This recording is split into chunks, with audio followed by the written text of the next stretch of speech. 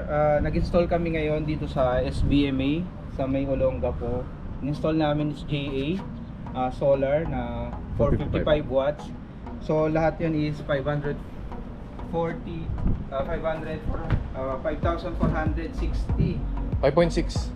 5.6. It can harvest ng 655 monthly and can save around 8,900 pesos monthly. Yan. Ito, hindi ako na lang. Yan, dito kami. Okay lang, pero pwede pa ano to, konti lang. Kasi wag natin masyado idikit. Maganda talaga hindi nakadikit lahat. Yung ano, Iangat natin. ay pinapasave lang. Ganyan talaga yan, tapos dito sir. Ha? Ganun din? Oo. Ganyan talaga yan, nakalaglag talaga yan. Hindi kasi alam mo bakit umiinit to eh. Pinapasave. Kailangan natin tong ano, kailangan natin to ano, lalo nasa dagat tayo malapit eh. Hindi pwedeng masyadong pag ulan-ulan kasi to. Pag umuulan, tutulo yung ulan dito, dadaan dito, lagi mababasa to. Paano? Oo, ano to? Paangat, sabihan mo na lang sila. Palagyan natin. Oo. Ayan. Dito pwede. Oo. Init, shot. Sobrang init. Tapos na rin, pero ginawa lang to ng 1.5 day. Saglit lang kasi wala net metering eh. Tapos wala na revise sa linya. Kaya medyo madali.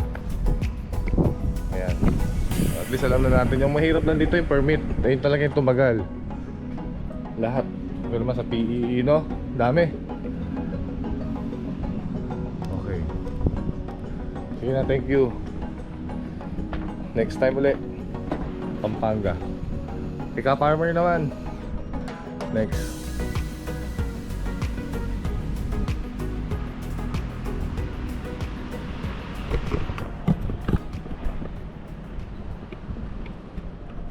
Yeah, one bottle heater is 6 kW.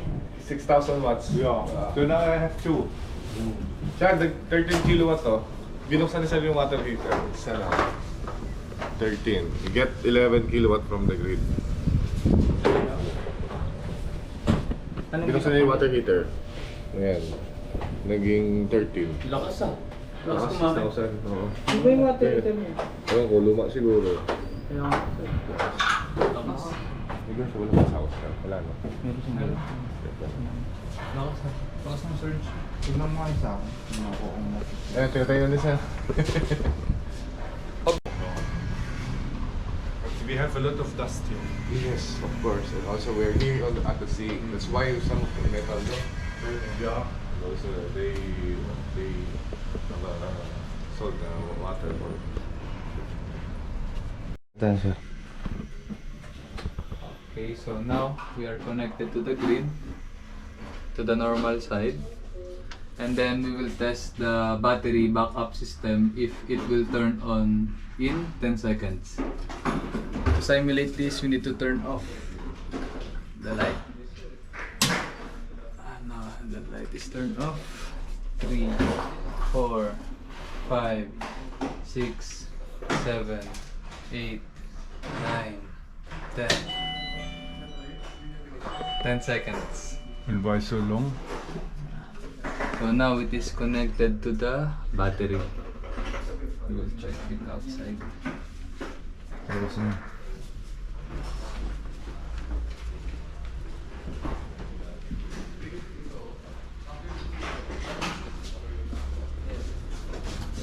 yan, magiging ganyan. Oo nga. Ito. Kapasok dito. It's connected to the battery.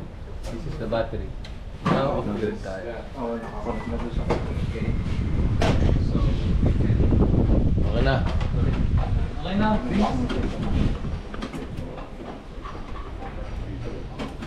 Hindi kasi ganyan na yung galing eh. Day 2. So tapos na kami system. 5 kilowatt na naman kayo Sir Michael Henning. Tapos na. Saglit lang na yung ginawa kasi wala net metering. Mahirap lang talaga yung permit.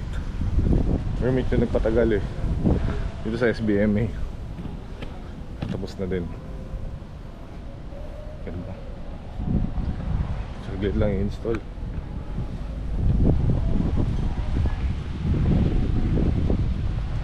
Eto, ganda, cool oh. Chad, tara na. Basta. Si Chad. Taas. Tara. Tayo na lang. Oh, ikaw din. Hello, sa Philippines. Eh, tawagin mo sana. Gusto si picture kung tawagin mo sana. Meet lang.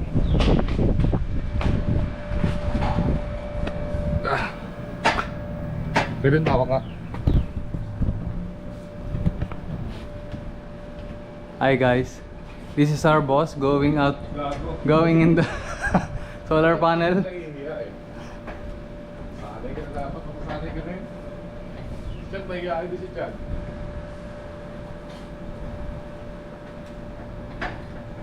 This is the mastermind of the solar panel.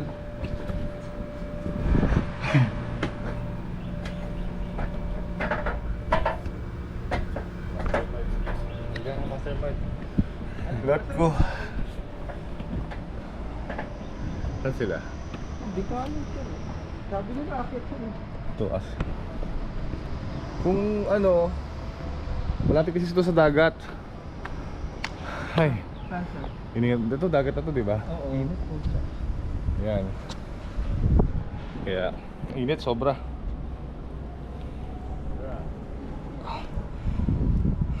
Dito kami. Tibing ko. Chad, ito 5 kilowatt to, no? Na? Kaya Chad, nahihiya ka mahiya? Picture na.